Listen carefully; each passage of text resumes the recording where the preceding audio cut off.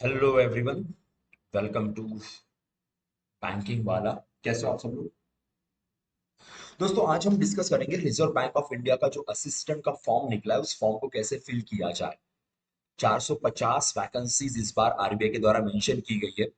ये असिस्टेंट की वैकेंसी जिसके अंदर प्री एग्जाम, मेंस एग्जाम और बाद में लैंग्वेज प्रोफिशिएंसी टेस्ट भी होती है।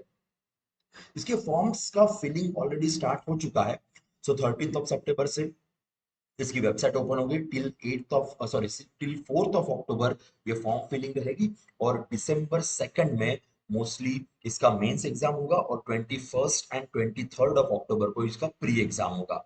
ऑब्वियसली ये टेंटेटिव डेट्स, इन डेट्स में कुछ बदलाव हो सकते हैं। याद रखिए 21 अक्टूबर and 23 October will be the preliminary exam and the mains will be in the month of December, 2 December point mention किया गया है रिजर्व बैंक ऑफ इंडिया की तरफ से। तो चलो अब देखते हैं एक बार इसका फॉर्म कैसे फिल किया जाए, या फॉर्म फिल करने के लिए एग्जैक्टली कौन सी लिंक यहाँ पे हम यूज कर सकते हैं। तो थोड़ा सा मैं ऊपर जाता हूँ। यहाँ पे आप देख सकते हो कि लिंक, यहाँ पे आरबीआई की भी लिंक मेंशन की गई है। पर यहाँ से आपको जो पीडीएफ में आपको दिखा रहा हूँ वही आपको दिख जाएगा। फॉर्म फिल करने के लिए कहाँ जाना है, तो यहाँ पे आप recruitment for the post of assistant, यहाँ पे भी आप डायरेक्टली क्लिक कर दोगे तो एक लिंक ओपन हो जाएगा। वो लिंक डायरेक्टली, जैसे आप बाकी एग्जाम्स का फॉर्म फिल करते हो एसबीआई या फिर आईबीपीएस का, एग्जैक्टली वही प्रोसेस यहाँ पे रहेगी। सेम प्रोसेस यहाँ पे है। So click for new registration पे मैं चला जाता हूँ। यहाँ पे आपको इंफॉर्मेशन पुट करनी है। So you can put your information over here. चलो हम यहाँ पे जस्ट हाइपोथेटिक नेम डाल देते हैं जिसके थ्रू हम ये फॉर्म फिल करेंगे। ओके।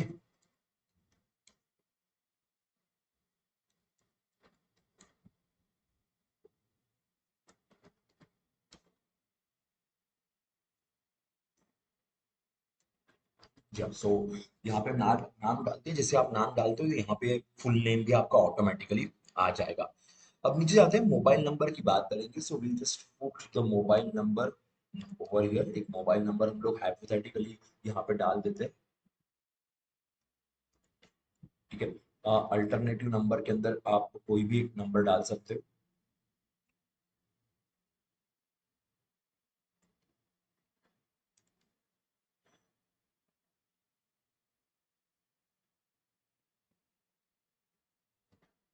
ओके। सो ये हमने यहाँ पे नंबर डाल दिया। ईमेल आईडी, एक काम करते, एक ऐसा ईमेल आईडी डाल देते ताकि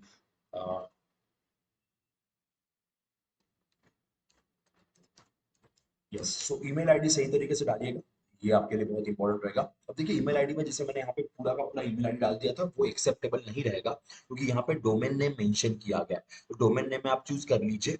सो जो भी आपका ईमेल का इनिशियल है, बाद में डोमेन नेम @gmail.com, आप इस तरीके से, या फिर याहू, जो भी आपका होगा ईमेल डोमेन नेम, आप उस तरीके से यूज कर लीजिएगा। जब आप कंफर्म करोगे तो आपको यहाँ पे वही चीजें सही तरीके से डालनी होगी। तो यहाँ पे हमने इसे पुट कर दिया। ठीक है। सिक्योरिटी कोड आपके सामने कैप्चा है। सो वो हम यहाँ पे डाल देते हैं। जी हाँ। सो एक बार हम सपोज फॉर एग्जांपल कोई चीज अगर आपसे मिस हो गई होगी, कोई चीज अगर यहाँ पे गलत मेंशन की गई होगी, तो ऑटोमेटिकली वो यहाँ पे सिग्निफाई हो जाएगा। सो ओके, तो हमने कर दिया है। तो लेट्स सी। यस, तो पहला चीज तो हमारा एक्सेप्ट हो गया। अभी हम जब सेकंड चीज पे जाते हैं, सेकंड नंबर पे हम जाते हैं, तो यहाँ पे आपको फोटोग्राफ और सिग्नेचर की बात की जाती है। फोटोग्राफ और सिग्नेचर के लिए गाइडलाइंस ऑलरेडी यहाँ पे भी मेंशन किया गया है। या फिर अगर आप नोटिफिकेशन में जाते हो, जैसे ये नोटिफिकेशन है, यहाँ पे भी आपको फोटोग्राफ और स्कैन, जो आपका डिक्लेरेशन होगा, थंब इम्प्रेशन होगा, उसकी सारी इंफॉर्मेशन आपको इस नोटिफिकेशन के अंदर भी मिल जाएगी। और यहाँ पे भी गाइडलाइंस मेंशन की गई है। देखिए यहाँ पे गाइडलाइंस ओपन हो गई है। और गाइडलाइंस के अंदर फोटो, आपका सिग्नेचर जो है उसका कितना केबी होना चाहिए, कितने पिक्सल्स होने चाहिए, ये सारी इंफॉर्मेशन यहाँ पे आपको मिल जाएगी। शायद थोड़ा सा ओपन होने के लिए वक्त लगता है ड्यू टू इंटरनेट इश्यूज। या फोटोग्राफ 4.5 सेंटीमीटर टू 3.5 सेंटीमीटर, ये पॉइंट यहाँ पे मेंशन किया गया है। साइज जो है 20 KB टू 50 KB का चाहिए। सेम लेफ्ट थंब इम्प्रेशन की बात करें तो वो 140 टू 60 पिक्सल के अंदर है। उसका भी अगर साइज देखा जाए तो 20 KB टू 50 KB की यहाँ पे बात की गई है।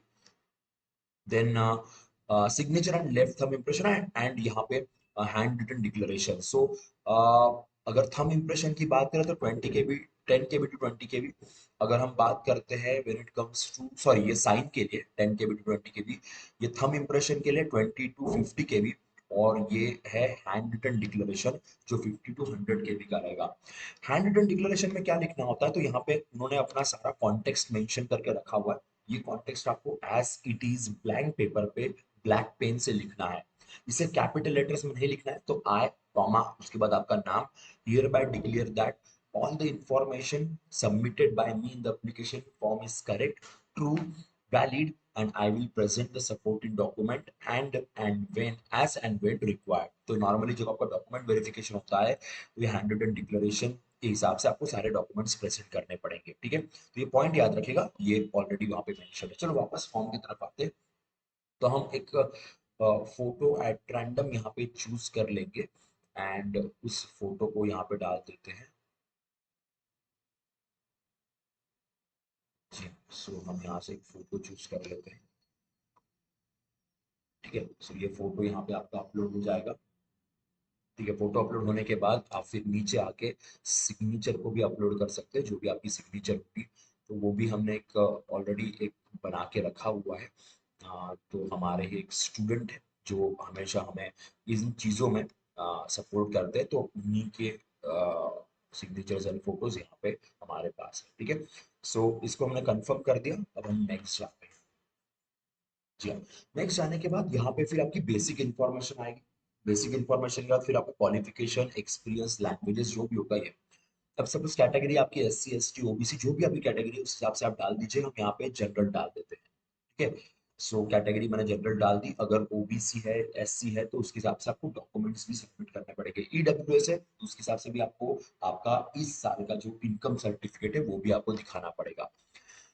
The person with benchmark disability, अब डिसेबिलिटी अगर है तो बता दीजिए, नहीं है तो आप यहाँ पे नो डाल दीजिएगा। अब देखिए, do you need a compensatory for the time for examination.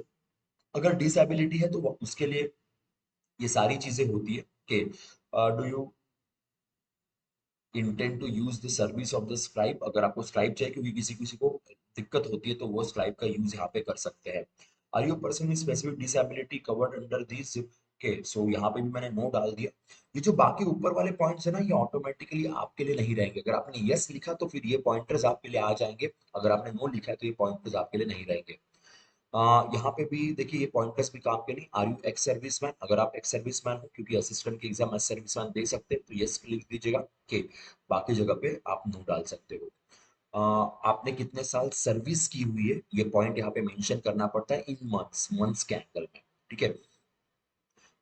Defence personnel kill in the action के, कोई डिफेंस पर्सनल जिनकी मीन्स जिनके ऊपर आपकी फैमिली डिपेंडेंट थी, अगर उनका देहांत होता है तो उस एंगल में भी यहाँ पे फैसिलिटीज अवेलेबल होती है, एक रिजर्वेशन कैटेगरी अवेलेबल होती है, वो भी पॉइंट आपको डालना पड़ेगा। Are you seeking relaxation of widow divorce woman के, नो। सो अगर है तो आप यहाँ डाल सकते हो। तो अगर डिवोर्स ही है या फिर विडो है या फिर women judicially separated from the husband who are not remarried, तो आप ये पॉइंट यहाँ पे लिख सकते हो। Are you current staff of RBI, no. अगर है तो ऑब्वियसली यहाँ पे आपका स्पेसिफिकेशन आपको डालना पड़ेगा, जो भी आपका PF इंडेक्स नंबर है वो। एक्स एम्प्लॉय नहीं, के अगर है तो कितने साल सर्व किया है। नेशनैलिटी इंडियन, अदर्स में भी होता है क्योंकि नेपाल एंड बाकी कंट्रीज के लिए अप्लीकेबल होती है चीजें, इसलिए यहाँ पे हमने इंडियन डाल दिया। Select the office you are applying for, के सो आप कहाँ से अप्लाई कर रहे हैं। सपोज फॉर एग्जांपल मैंने मुंबई से अप्लाई किया, अब आप अपने अलग अलग लोकेशन से अप्लाई कर सकते हैं, जो जो भी आपके स्टेट्स या जो भी आपका प्रेफरेंस है वो आपको यहाँ पे पुट करना पड़ेगा, बिकॉज असिस्टेंट की वैकेंसी है तो यहाँ पे स्टेट वाइज या एरिया वाइज आपके लिए एग्जाम रहेगा। महाराष्ट्र के, क्योंकि गोवा एंड महाराष्ट्र के लिए आपको मुंबई वाला रीजन मिल जाएगा। सेंटर फॉर प्रिलिमिनरी एग्जाम, तो मैंने यहाँ पे सेंटर डाल दिया है मुंबई, ओके। मेंस के लिए भी मैंने सेंटर डाल दिया यहाँ पे महाराष्ट्र के, एंड यस सेंटर मेरे पास आ गया आगे मुंबई, ठाणे, नवी मुंबई, ये वाला रीजन मैंने डाल दिया। Are you proficient in the language that is known to read speak, के सो अगर आप उस पर्टिकुलर स्टेट की भाषा जानते हो, के अगर आपने यस लिख दिया तो फिर कोई दिक्कत नहीं, क्योंकि आपको फिर उस तरीके से डॉक्यूमेंटेशन भी प्रेजेंट करने पड़ेंगे कि आप कौन से डॉक्यूमेंट्स, क्योंकि सपोज फॉर एग्जांपल मराठी है, महाराष्ट्र की बात करेंगे तो मराठी है, तो मराठी भाषा आती है नहीं आती है, तो ये भी पॉइंट याद रखिए। तो मैंने यहाँ पे यस डाल दिया, ठीक है। So please choose your proficient language that is known to read, write, speak and understand the language of the state of any of the states falling under the recruiting office। तो वो point ध्यान रखिएगा कौन सी। तो मैंने यहाँ पे मराठी डाल दी, बिकॉज कोंकणी भी होती है, कोंकणी भाषा भी गोवा या फिर कुछ कोंकण का पार्ट है महाराष्ट्र में, वहाँ पे कोंकणी भाषा बोली जाती है। तो इस हिसाब से आप दो में से कोई एक लैंग्वेज चूज कर सकते हो। अगर आप नहीं है, नो करते हो, तो फिर देखिए यहाँ पे नो कर दिया। तो नो करने के बाद फिर या आप क्योंकि आपकी लैंग्वेज प्रोफिशिएंसी टेस्ट होगी, तो वहां पे फिर आपको थोड़ा सा प्रिपेयर होके जाना पड़ेगा, चीजें थोड़ी सी आपको वर्कआउट करनी पड़ेगी। ऐसा नहीं कि फॉर्म एक्सेप्ट नहीं होगा, फॉर्म एक्सेप्ट हो जाएगा, बट चीजें एलपीटी के वक्त में आपको दिक्कत दे सकती है। अब personal details, date of birth की बात करते हैं, तो चलो हम जस्ट फॉर टाइम बिंग यहाँ पे डेट ऑफ बर्थ डाल देते हैं। ठीक है। ईयर, अब ईयर में आपके पास 1995 से 2003 तक का ऑप्शन यहाँ पे है, ठीक है, क्योंकि उसके हिसाब से ही आपका ये एक्सेप्ट होगा, अदरवाइज एक्सेप्ट नहीं होगा। एज, क्योंकि जनरल कैटेगरी तो रिलैक्सेशन थोड़े से यहाँ पे कम मिलते हैं। जेंडर फीमेल डाल देते हैं। Do you have twin brothers and sisters? No, क्या अगर है तो डालना पड़ेगा। मैरिटल स्टेटस की बात करेंगे तो अनमैरिड। फादर्स नेम, सो फादर्स नेम जो हमने लास्ट टाइम डाला था,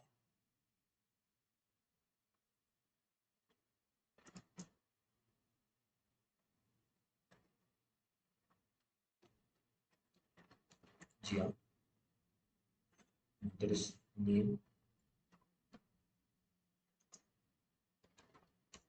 फाइन।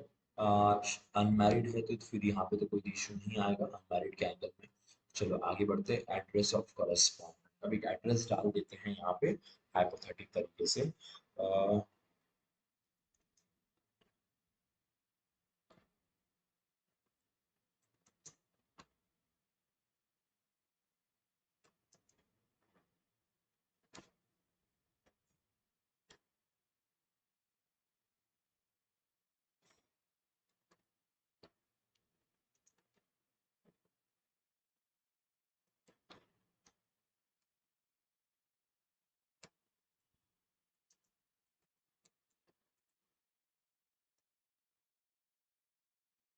महाराष्ट्र, क्योंकि हमने मुंबई का एड्रेस यहाँ पे डाला हुआ है, मुंबई का।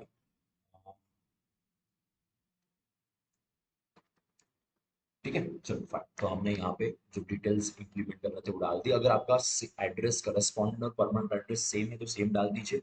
अगर आपका एड्रेस अलग अलग है तो आप इसे डिफरेंट एंगल में भी मेंशन कर सकते हैं। ठीक है, चलो। सो ये तो हमने यहाँ पे डाल दिया है। एड्रेस जीएसटी इनवॉइसिंग के सेम, जो भी आपका एड्रेस जिस पे आपको जीएसटी इनवॉइसिंग, क्योंकि यहाँ पे फीस जो होगी उसके हिसाब से। अब आपने यहाँ पे फॉर्म में कुछ पॉइंट्स फिल कर दिए, अगर सपोज कोई पॉइंट मिस हो जाता है तो जब हम वैलिडेट योर डिटेल्स करेंगे तो सारी चीजें वैलिडेट तो हो जाएगी, यहाँ पे सक्सेसफुली यहाँ पे मेंशन किया गया है। अब सेव एंड नेक्स्ट जाते हैं, कुछ अगर रहा है तो ऑटोमेटिकली पॉइंट्स यहाँ पे मेंशन होंगे, तो मेरे ख्याल से आप कुछ रहा नहीं है, आगे बढ़ते हैं।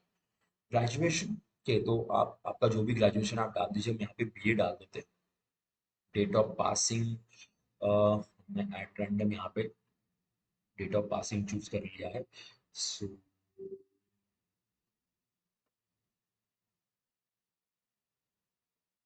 चलो फाइन, हमने डेट ऑफ पासिंग यहाँ पे डाल दिया। ठीक है, मार्क्स, मार्क्स का कोई सीन ज्यादा तो यहाँ पे बनता नहीं है। अगर आरबीआई ग्रेड भी होगी तो फिर यहाँ पे चीजें मैटर करेंगी।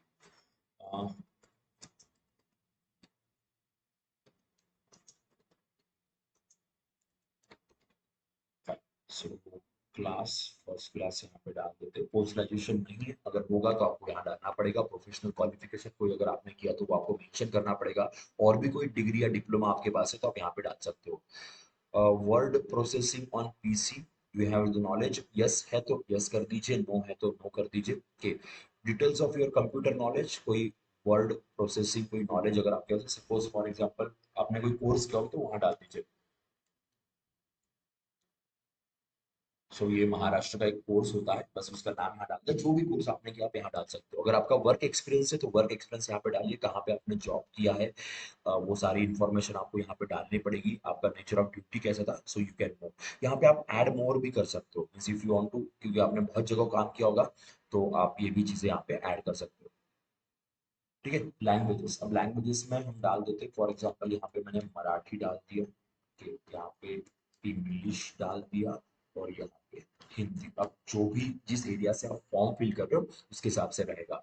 So read write speak, again read write speak, कभी कभी होता है कि सपोज मराठी भाषा आपको बोलनी आती है, आपको समझ में आती है, आप रीड कर सकते हो, बोल सकते हो, पर लिख नहीं सकते, तो वो भी एक पॉइंट आपके पास इंपॉर्टेंट रहेगा। तो यहाँ पे वैलिडेट यूरसेल्फ मैंने कर दिया है। सो ये वैलिडेट तो हो गया, सेव एंड नेक्स्ट करते, कुछ पॉइंट रह गया होगा तो हमें ऑटोमेटिकली यहाँ पता चल जाएगा, तो कोई पॉइंट तो नहीं रहा। तो एक बार फॉर्म को कंप्लीटली देख लेना कि क्या क्या रहा है क्या नहीं रहा है। सो एवरीथिंग एक बार क्रॉस चेक कर लेना, because this will be your final. सारी चीजें मैंने यहाँ पे आई एग्री कर दिया है। सो कंप्लीट रजिस्ट्रेशन, ठीक है, फाइन। चलिए, so I am sure that we should continue. अब यहाँ पे thumb impression and handwritten declaration की बात आएगी। तो हमने ऑलरेडी वो बना के रखा हुआ है, जो हमने कहा था कि हमारे स्टूडेंट ने यहाँ पे वॉलेंटियर किया हुआ है, तो हम उन्हीं का यहाँ पे थंब इम्प्रेशन यूज कर लेंगे। ओके, सो जी हाँ, ये हो गया थंब इम्प्रेशन। अब हम बात करते हैं हैंड रिटन डिक्लेरेशन की। सो ये भी है हमारे पास, ऑलरेडी उसी को put कर देते हैं, तो विल बी मच बेटर। चलिए, जी हाँ, सो ये भी आ गया है हैंड रिटन डिक्लेरेशन। सो दोनों चीजें हो गई। अब यहाँ पे हम एक बार वापस सिक्योरिटी कोड डाल देते हैं, 8 5, ठीक है। चल, सो save and next. Yes, everything is correct, absolutely right. अब यहाँ पे आएगा आपका फीस, आपको जो फीस पे करनी है, तो यहाँ पे भी आपको सिक्योरिटी कोड डालना पड़ेगा, वो सही तरीके से डाल दीजिएगा। और उसके बाद फिर आप जाओगे पेमेंट वाले पोर्शन पे, कि जहाँ पे आपको पेमेंट करना है। सो ऑब्वियसली पेमेंट जो भी आप ऑनलाइन पेमेंट करते हो, जो भी आप गेटवे यूज करोगे, जिस किसी बैंक का क्रेडिट कार्ड, डेबिट कार्ड, या फिर वॉलेट, क्यूआर कोड भी यहाँ पे आएगा, यूपीआई पेमेंट्स भी यहाँ पे ऑप्शंस रहेंगे, वहां से आप पेमेंट कर सकते हो। So yes guys, that's all from this particular RBI assistant form. बड़ी इंपॉर्टेंट पोस्ट है, 450 वैकेंसी, थोड़ी इस बार कम दिख रही है, बट है बड़ी important. LPT is very very important in this exam, से फॉर्म फिल करते वक्त संभाल के फिल कीजिएगा, तो आपके लिए बहुत जरूरी रहेगा। लास्ट डेट याद रखिए कि October 4 लास्ट डेट है, और 21 of October and 23 of October को इसकी एग्जाम टेंटेटिव रहेगी। ठीक है, so that's all from our side. Keep watching banking वाला। Yes guys, bye bye, take